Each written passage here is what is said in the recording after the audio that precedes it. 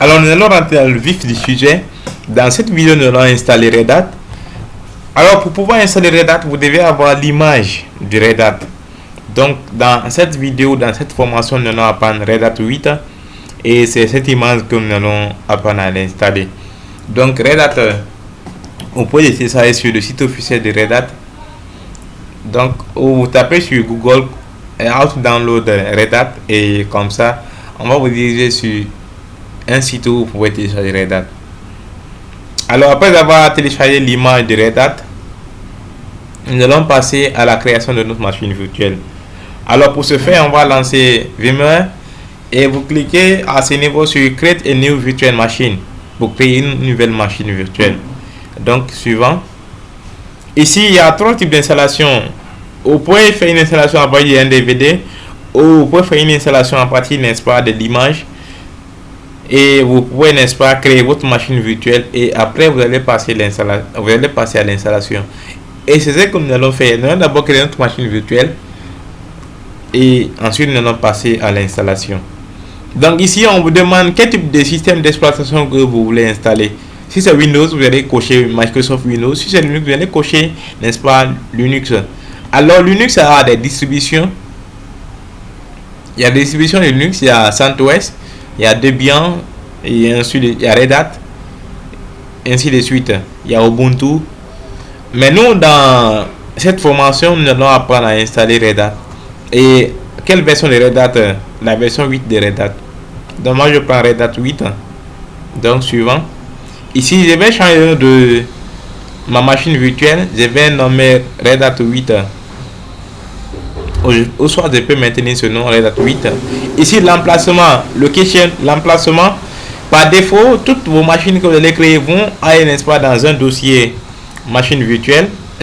Quand vous venez sur votre ordinateur, document, machine virtuelle, et c'est dans ce dossier que toutes vos machines virtuelles seront, n'est-ce pas, logées. Donc c'est le chemin par défaut pour vos machines virtuelles. Nous on va maintenir ce chemin par défaut. Donc next. Ici ça c'est l'espace 10. Comme c'est une virtualisation, on ne va pas utiliser beaucoup de disques durs. On va maintenir les 20 Go, ça nous suffit largement. Donc next. Ici customize hardware pour, n'est-ce pas, personnaliser notre hardware. Ici ça c'est la configuration de la mémoire RAM. Si votre ordinateur n'a pas suffisamment de RAM, vous ne devez pas, n'est-ce pas, dépasser. Moi par exemple mon ordinateur a 12 Go de RAM, mais je vais maintenir par exemple 4 Go de RAM pour que ma machine soit, ou bien 8 Go de RAM pour que ma machine soit un peu rapide, ma machine est rapide. Ici ça c'est New CD DVD SATA. C'est ici nous allons charger notre image. Ici, puisqu'on n'a pas de CD, vous cliquez sur Use ISO Image File. Nous allons charger notre image ici, donc par courrier. Alors, je vais aller dans mon dossier où se trouvent mes ISO. Ok. Donc, comme je vous disais, c'est l'image là que nous allons installer.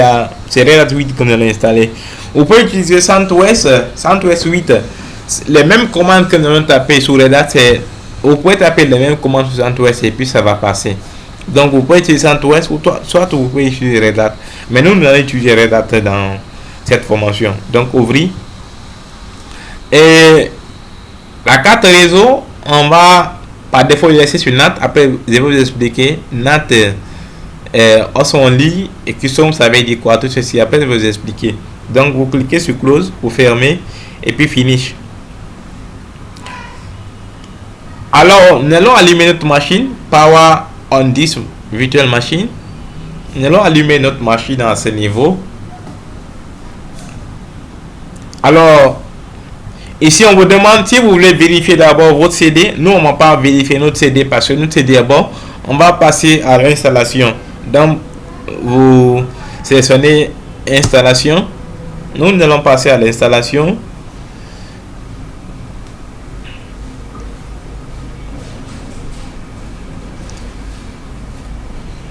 Le système est en train d'analyser notre CD.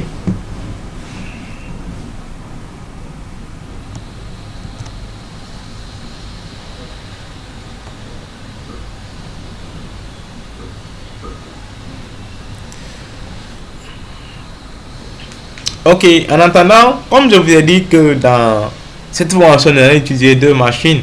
Nous allons utiliser une machine Red Hat et nous allons utiliser une machine Windows 10 par exemple.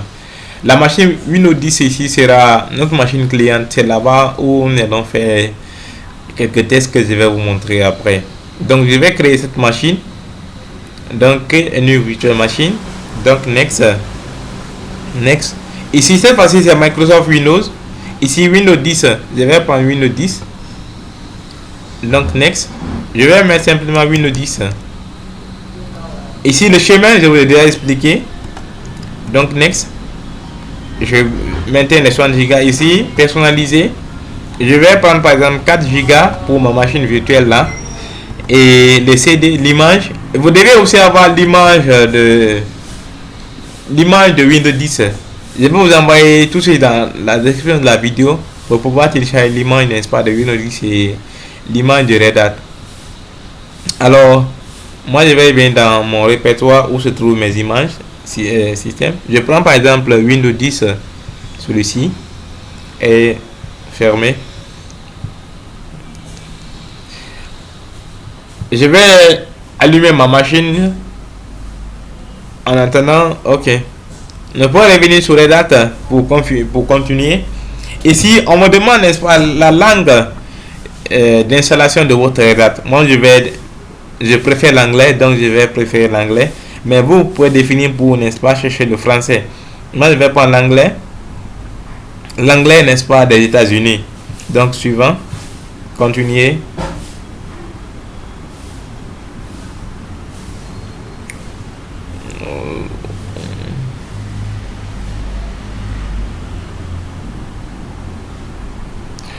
Ok, là, on me demande ici l'installation, la destination. C'est ici où vous pouvez, n'est-ce pas, partitionner votre disque dur. Je vais rapidement vous expliquer. Alors, pour partitionner votre disque dur, si vous avez Storage Configuration, donc par défaut, c'est la configuration automatique. Mais vous pouvez personnaliser en cliquant sur Custom et Done pour, n'est-ce pas, configurer. À ce niveau, vous pouvez créer, n'est-ce pas, des partitions. Moi, je vais créer une première partition de, par exemple, 500 mots. Donc, 500 mots, c'est 512 mots. Ici, la valeur, c'est en mots.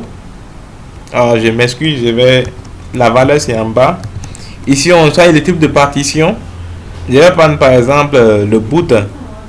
Donc, ajouter. Ici, je vais aussi ajouter une autre partition, une partition racine. La racine, je vais prendre par exemple 10 Go, donc 10 Go c'est 1024.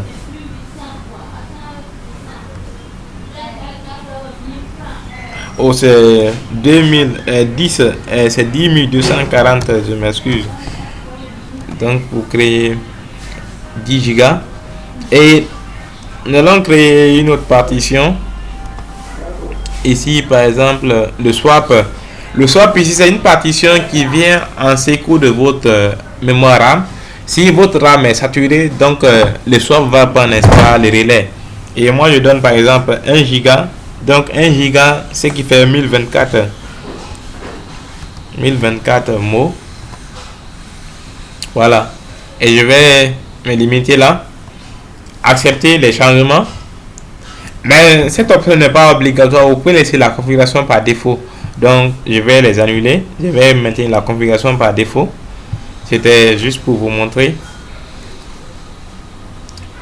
Ensuite, nous allons revenir au niveau de installation source. Donc, par défaut, c'est bon. Ici, software, les logiciels que vous voulez installer. Nous, dans ce cas, nous allons maintenir serveur avec GUI. Ici, lors de l'installation, vous pouvez, n'est-ce pas, installer les logiciels déjà. Quand vous cochez, ces logiciels seront installés lors de l'installation de votre système. Maintenant, on ne va pas les installer, on va les installer après. Je vais vous montrer après comment nous pouvons installer ceci. Donc, on va faire une installation d'une machine vierge. Donc, notre machine n'aura pas rien. Donc, nous, après, on va prendre le temps pour les installer un à un. Donc, démarrer l'installation. Ici, on me demande le mot de passe route sous Red Hat. Il y a deux catégories d'administrateurs. Il y a, n'est-ce pas, l'administrateur. Ça, c'est le route. Le route ici, c'est le super administrateur. Et après lui, maintenant, il y a des utilisateurs qui viennent. Vous pouvez créer maintenant autant d'utilisateurs que vous voulez. Mais le route, il y a un seul super utilisateur. Donc, je vais définir son mot de passe à ce niveau.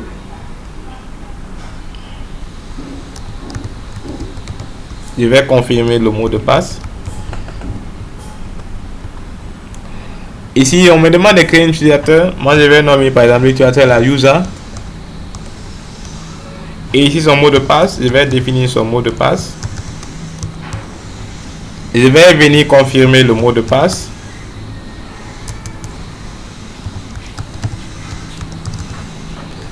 Donc, ok, j'attends la fin de l'installation de mon système. On revient en Windows 10. Je vais voir. Cette vidéo fait déjà combien de minutes? Ok. Je reviens en Windows 10. Ici, on va redémarrer. Il y a un petit souci.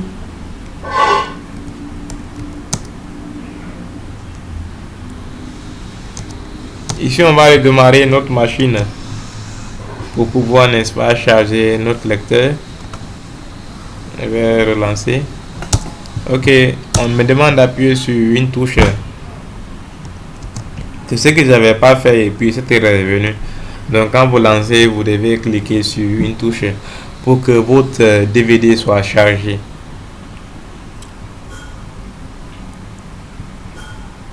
Alors l'installation de Windows 10, c'est une installation classique comme vous le faites d'habitude. Donc il n'y a pas grand chose à faire. Nous allons attendre la fin de l'installation de Red Hat. Sinon Windows 10, c'est pas compliqué. Nous allons installer un système en français. Donc suivant. Et installer maintenant. Pour ceux qui n'ont pas fait les cours de maintenance, donc c'est une occasion pour vous ou une opportunité d'apprendre comment, n'est-ce pas, installer un système. Vous bootez simplement la clé. Et une fois que la clé est bootée, vous éteignez votre machine. Si c'est par exemple une machine HP, vous allumez et vous appuyez sur le bouton F9, la touche de fonction F9, et comme ça vous tombez directement sur cette interface. Alors nous on va installer Windows professionnel. Donc suivant.